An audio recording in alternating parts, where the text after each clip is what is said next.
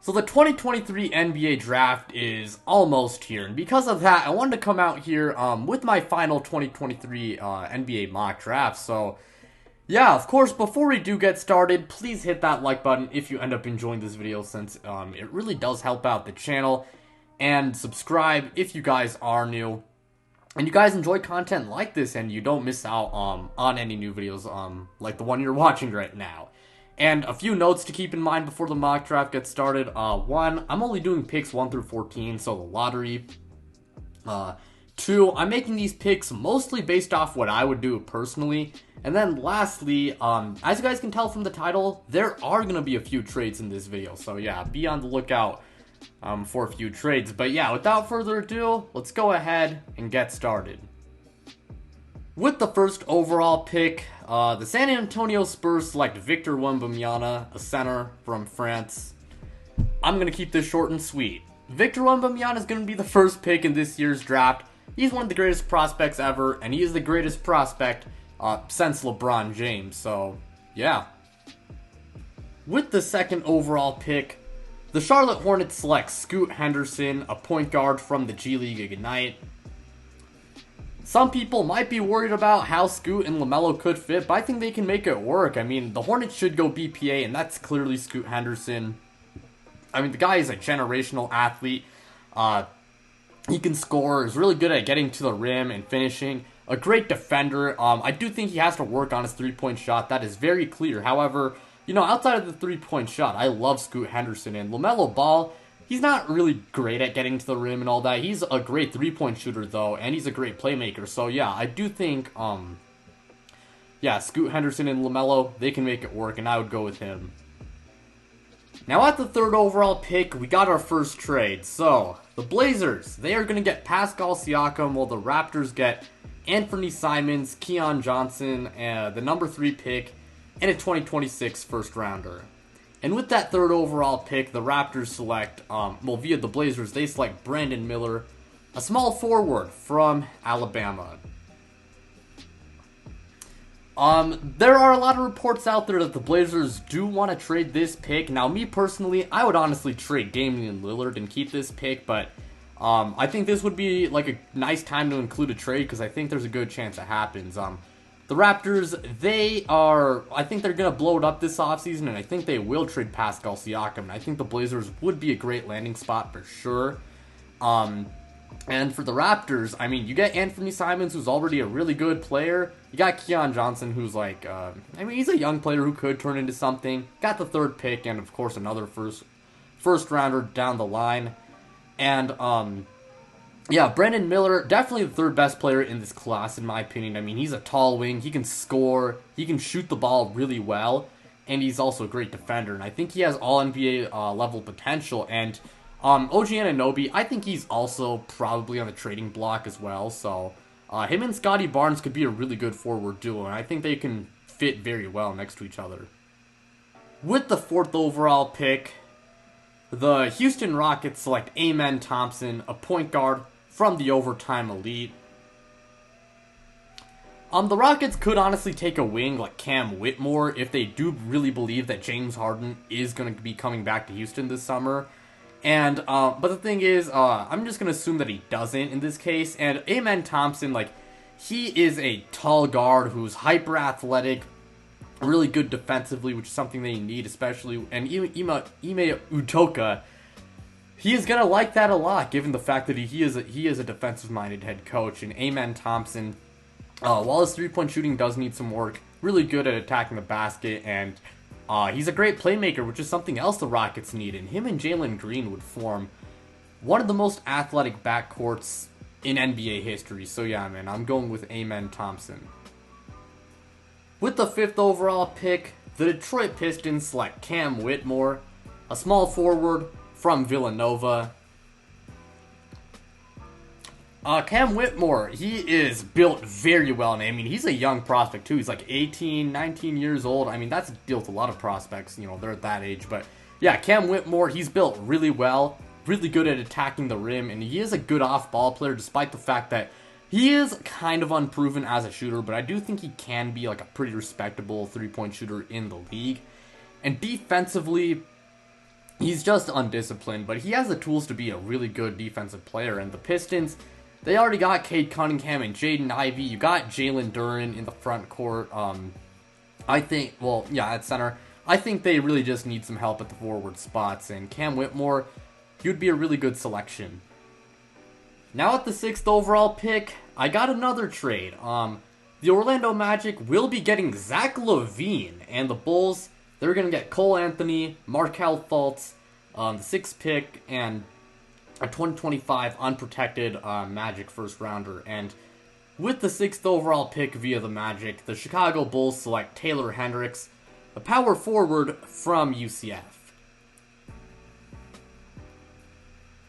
The Bulls, they are a team that I really think needs to blow it up this offseason, and I would trade Zach LaVine. And the Magic, they would be a really good landing spot for him. Like, they got a lot of young players already. They have a lot of assets, like, when it comes to picks.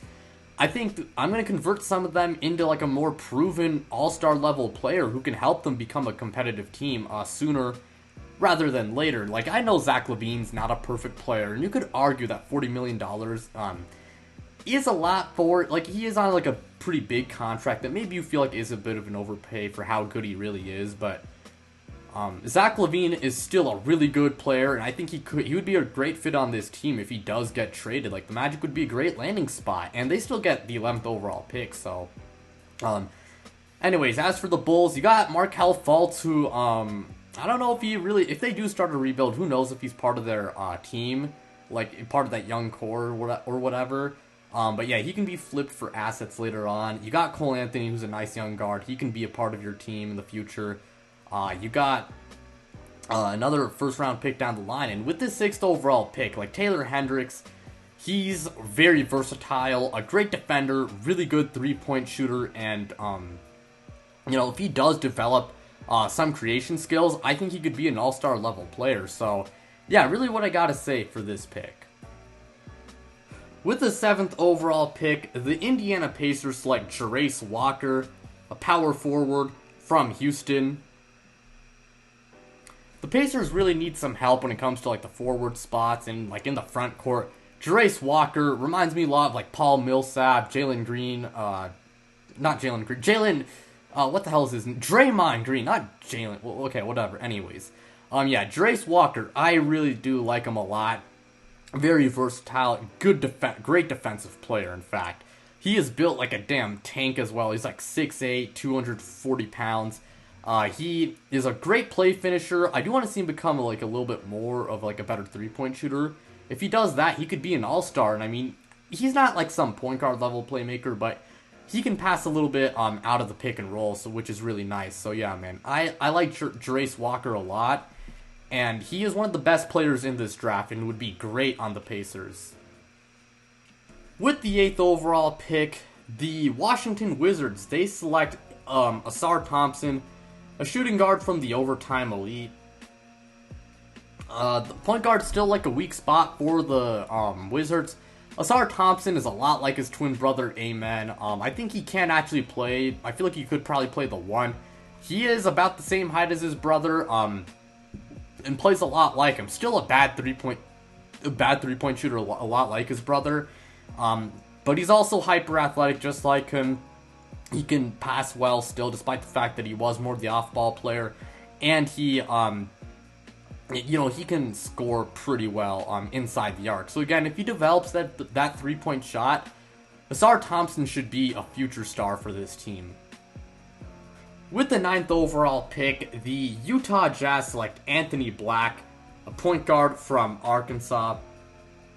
I think the Jazz really do need a true playmaking point guard, and Anthony Black, he is a tall guard. He's like 6'7", really good as a passer, great defender, should be able to guard multiple positions.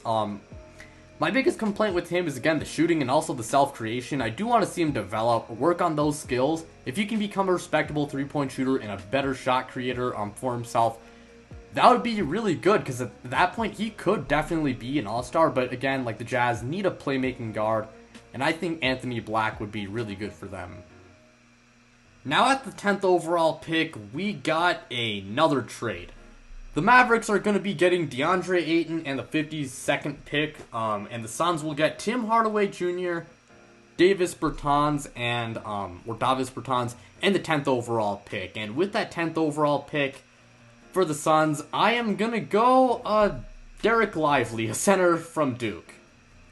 So I'm recording this actually on the day that the Suns traded for Bradley Beal, and I'll admit, after I still kept this proposed trade in there, but I'll admit, it took me some time to decide what to do, and I went with Derek Lively.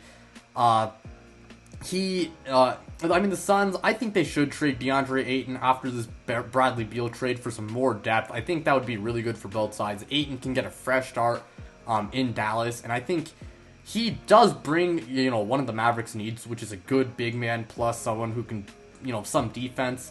So yeah, with the Mavericks, maybe he does blossom into an all-star level player like many people hoped he would. Plus, like the Suns, they move off DeAndre Ayton, who I don't think really wanted to be there. They get some depth pieces, and Derek Lively, I think he can be like a good starting center for them. He is really good defensively, and I think he should be a great lob threat. Maybe you could argue that they should take like a wing, or for some more wing depth, or you could argue that they should take even a point guard like Cason Wallace. But yeah, I went with Derek Lively because I think their center rotation would be pretty bad, even if they were to trade DeAndre Ayton. Because again, you can shit on him all you want, but at the end of the day, like, he's not a bad player, and in this trade, it's not like they get like some great center in return. So yeah. With the 11th overall pick, the Orlando Magic select Kobe Buffkin, a shooting guard from Michigan. After this trade, the Magic could use some guard depth. Kobe Buffkin, one of my favorite players in this draft. I mean, the guy can be a 3-level scorer. I think he is not that bad of a passer, and he is a good defender as well. I know he weighs less than 200 pounds, and he does commit more turnovers than you'd like, but I do like Kobe Buffkin a lot. I think he can be really good for them off the bench to start off, and if Jalen Suggs does not pan out and Kobe Buffkin becomes a good enough playmaker to the point where you feel like he can be your one, well, guess what? You got your point guard of the future, so yeah, that's what I'm going to do for this. With the 12th overall pick, the Oklahoma City Thunder select Bilal Koulibaly, a small forward from France.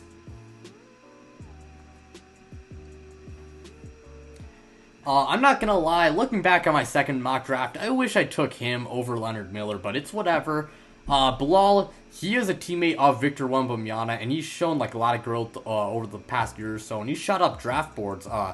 He's a great defender, really good at at attacking the basket. However, as a three-point shooter, while he has improved, he's not an amazing three-point shooter and still kind of unproven. So maybe in his first year he doesn't really contribute a whole lot, but I do think Bilal in the future could be a really good player. And the Thunder, I think they're set at the guard spots mostly. They just need some front court help. But yeah.